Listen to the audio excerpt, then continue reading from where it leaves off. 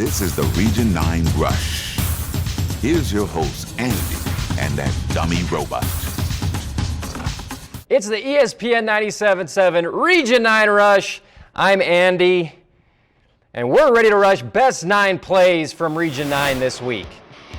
Number 9, Julia Jacobson with the ace Bartolo Colon sinker, unreturnable. She gets the point. What a year they're having. Number 2, Luke Wright, Hurricane, a.k.a. the Tiger King, 76 yards. This kid has had a tremendous year for Coach Skylar Miller and Hurricane this season. Here's Devin Dixon.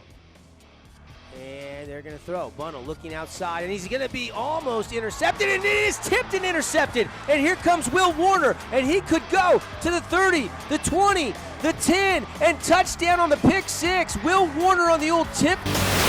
What a game that was on Friday night. Play number 6, Mr. Poppy. Fanáticos de fútbol, los Tigres de Huracán contra Canyon View. Olivia Stevens alcanza el balón y lo patea muy fuerte y pasa al portero. ¡Gol!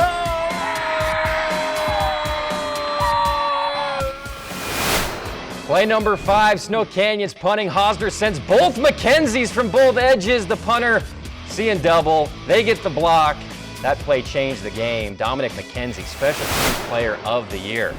Here's Devin again. Ability to get downfield that has kept the Warriors tightly contested here. Yeah, Landon Friarty, 6 carries. That was his 7. Now he's going to throw into the end zone, and it is going to be touchdown Warriors. What a catch by Jake Hill. Are you kidding me? Play number 3, Andy Griffin, Cedar Desert Hills. I'm just kind of glancing over that Pineview game. They're playing a little pitch and catch with Snow Canyon. Meanwhile, they throw a deep ball, and it is caught. What a catch on the right side. Play number 2, Canyon View. How about Jake to Jake? Jake Garrett going deep to Jake Tom. Full extension. Looks like a young Larry Fitzgerald. Touchdown Falcons. This game was a shootout. We go to play number 1. How about this one? Jack Reeve, Carter Ashby, heave it all the way down the left sideline. 50-50 ball. Carter Ashby, what a stud. Hurricane wins the ball game. Let's take a look at our football standings. Pineview takes a leap up to number 1 in region. They also jump up a spot in the RPI. Biggest jump up was Dixie. They go up 4 spots to number 8 in the RPI. Take a look at their playoff projections. If the playoffs were to start today, top 4 teams get a bye. Crimson Cliffs would be playing Tooele, Desert Hills Mountain Crest, Hurricane Logan, and Canyon View Ben Lomond. Well, as many of you noticed, I'm missing a very important counterpart to the show, Lawrence the Pigskin Picking Robot. Don't want to go into a lot of detail about it. It's a personal matter that Lawrence is dealing with. He did go to Mesquite this past weekend and didn't return. We're hoping to get him back by next Tuesday. But the show must go on. So we've got our special guest co-host joining us on the set right now, my firstborn son, Sigmund. Come on out here, Ziggy.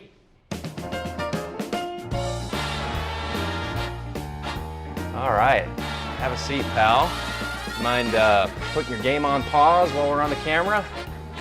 No, I'm on live mode. I know, but we're doing a show. I don't care. Well, Lawrence, when he was there, he would kind of talk about football. He'd give us some predictions. You want to give us any predictions, Ziggy? Care about football? You know I don't care about football. All right. Well, what do you care about, son? Soccer. Soccer's cool. Soccer? They're going to play football like your old man. Be a tight end. You sucked at football, for one. And 2, you would know that about me if you would spend time with me, but you only spend time with Larry. Well, Larry's been a very important part of the program, and I know that, I haven't been home a lot recently. But it's good to see you here on set, Ziggy. I'm out of here. All right, our very special first guests have prepared a very special musical number for our beloved Larry. Please welcome the state championship winning Dixie Jetettes.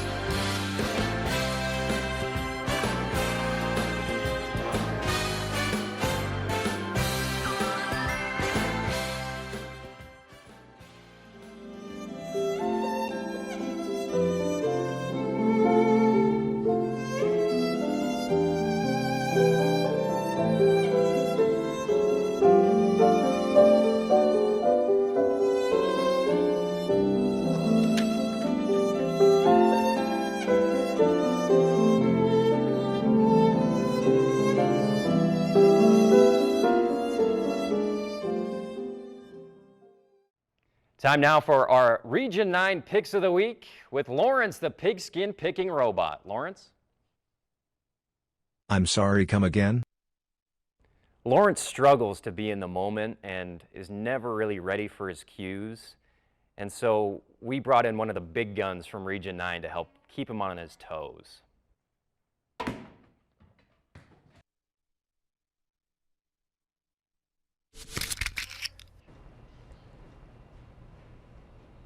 All right, welcome back. Time now for one of my favorite parts of the show. We get to talk to some of the stars of Region 9. This is the Dixie Jedi State Championship team, and it's time now for our Reach Higher Athletics Top 5 list. Top 5 secrets to being a state champion Dixie Jedi. We've got Brinley here who will be doing our reading. Number 5. Switch the other team's music with an Enya CD. Number 4. Bring your mean mug to state. Number 3. Take Tylenol. Having your hair pulled back for 12 hours every Saturday does take a toll. Number 2. Delete Instagram. No, seriously. Social media is of the devil and a complete time suck. Get your life back. See the world. Stop liking, and start living. And the number 1 secret to being a state champion Jedette. 2 words. Jazz hands. We're going outside them, inside them, outside them, and when we get them on the run once, we're going to keep them on the run. We're going to go, and we aren't going to stop until we go that goal line. Don't forget, man, today's the day we're going to win. What do you say, man? Special thanks to Coach P and the Dixie Jedettes for joining us today on the Region 9 Rush. This week's film breakdown is brought to you by Gallion, Welker, and Beckstrom. When experience matters, Southern Utah calls the experts at Gallion, Welker, and Beckstrom. Here's this week's film breakdown. Anderson trying to Dixie break up 35 6-0. points. And there's a Oh, nice Dixie. throw and a catch, and it's Crimson complete Cliffs to has another Crandall. 6-0 lead. Crandall. Hey, this is Ryan with Region 9 Rush, and this is Film Breakdown. Okay, so basically when Mad passes the ball, it's really good because she's always fast and she always gets to the ball. And her platform's really good, so the ball is always high and in the air for the setter to get the ball. She also puts effort into every single ball, so I really like that when she passes. Okay, so something I like about Ada's sets are that she is always quick to getting to the ball and squares her hips, which is really good when you're a setter because you square your hips to your target. So she always gets the ball to her target and high and in the air for us hitters to hit. So something I like about Callie when she hits is she can jump really high, so she obviously gets on top of the ball, putting the ball down. See how she gets up really high in her arm backs, and her torque too, because when you open your hips, it gives you more power.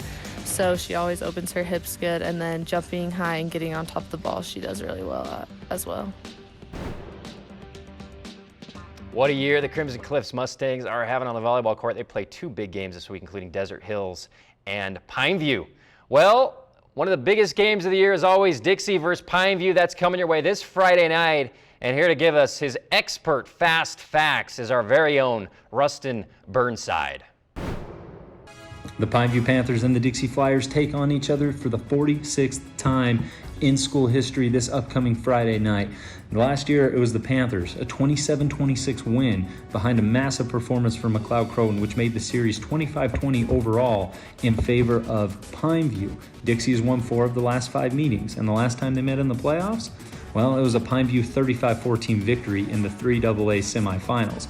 A lot of bad blood between these two teams, and they'll be taking on each other at Flyer Field, a place where Pineview has not won a football game since 2014.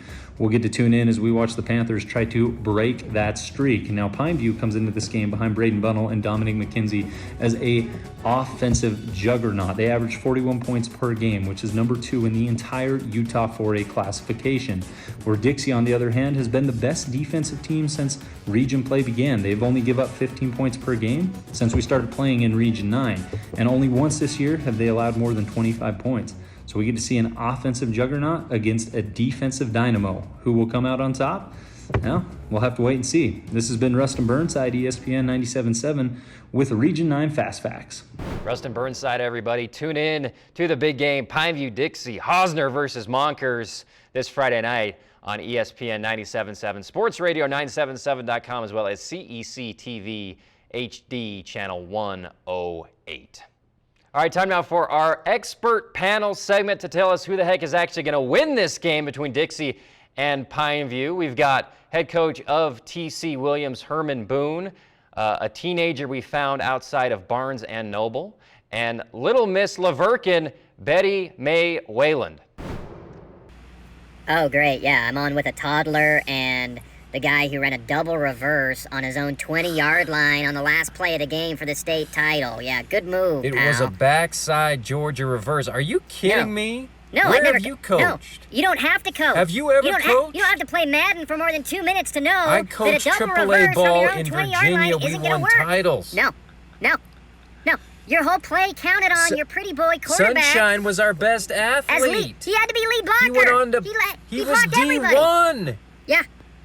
I don't care that he was a You're quarterback. He incompetente, was Herman. D1. You had Petey. You He couldn't laid figure out four guys you couldn't out. figure out how to use Petey on offense. He was your best player. You try to win with that prima donna Petey then. Yeah, keep jabbering. Yeah. Anyway, look, Pineview wins, close game. They just have too much speed, too much talent this year. Hi, I'm Betty Mae Wayland, your Little Miss Laverkin. So everyone's saying Pineview's going to be Dixie this year. Did they forget who we have? Bobin, Anderson, Boney, Keisherson, Fielding? No. Excuse me? I'm not finished yet, sir. Ray, Aldridge, Washington, Moncos, and Barry? But most importantly, they have their own Little Miss Laverkin, Betty Mae Wayland, cheering them on. And you know what they say? Fly boy fan, baby! All right, special thanks to our panel. It's odd that Little Miss Laverkin is such a huge Dixie Flyers fan, but she is. We appreciate all three joining us on our panel segment. Time now for the mail segment where we get to commune with the unwashed masses who watch this show. Letter number 1 is from Herb. Who does Braden Bunnell remind you of? It's a great question because he's having a tremendous year filling in. You know, people said he's got to fill in for McLeod Croton. How's he going to do it? He's been tremendous. And I'll tell you who he reminds me of. Jay Schrader for the Oakland/LA Raiders back in the day. I'm going to show you a clip here of Jay throwing the ball, followed by a clip of Braden. And tell me if you don't see a similarity. Here's Jay. He's going to drop back here on a pass. And he's going to be looking through his progressions. He's going to look at the tight end. Then he's going to look over to the halfback. But then he's just going to wing it. Just throw it deep. Tim Brown catches it. Okay, now let's cut to the Braden Bunnell clip. And he's going to do something very similar here. Little pass, little hand fake, looks over his tight end, decides to just launch it deep right into the pocket of Dominic McKenzie. Herb, if I had to pick one guy, it would definitely be Jay Schrader. All right, let's go to question number 2. Actually, this was a Twitter. We got a tweet saying we really messed up last week because we didn't include Jaron Garrett, the star quarterback up in Cedar, on our top 9 plays last week. I could not agree more. Let's show the clip that we missed. He looks like a young Jeff Hostetler on this play. He's going to roll out. They're playing up at SUU. Gets out of the pocket. He's such an athlete. He's a golden boy. Throws it off 1 foot on a dime in the end zone. How is that not in the top 9? But apparently, we have apologized to Jaron. We've apologized to Cedar. And apparently, Jaron has sent us a video of him accepting our apology. Hey, Rush, no problem. Maybe next week I'll throw with my left hand so I can get on your dumb show. Okay, let's go to Uncle Hank. We got to end the show with Hank. He's picking a big game for us. We didn't make him pick a Region 9 game. My Uncle Hank, everybody. This is Henry Bouchard, Cape Girardeau, Missouri. This week I'm not compelled to pick a game in Utah's Dixie, and I'm delighted to be heading back north to Weber County. My mind goes back to the fall of '89. And a quick, small receiver streaking up and down the sidelines wearing black and gold. I'm talking about Roy's own all-state honorable mention Eric Thompson, formerly a Royal, then leading the Northridge Scarlet Knights. And now Thompson's leading the Ogden Tigers out to play something called Stansbury on Friday. I'm taking Thompson, Ogden's Man of the Year, and David O. McKay, and 3 o'clock high in this week's Bouchard.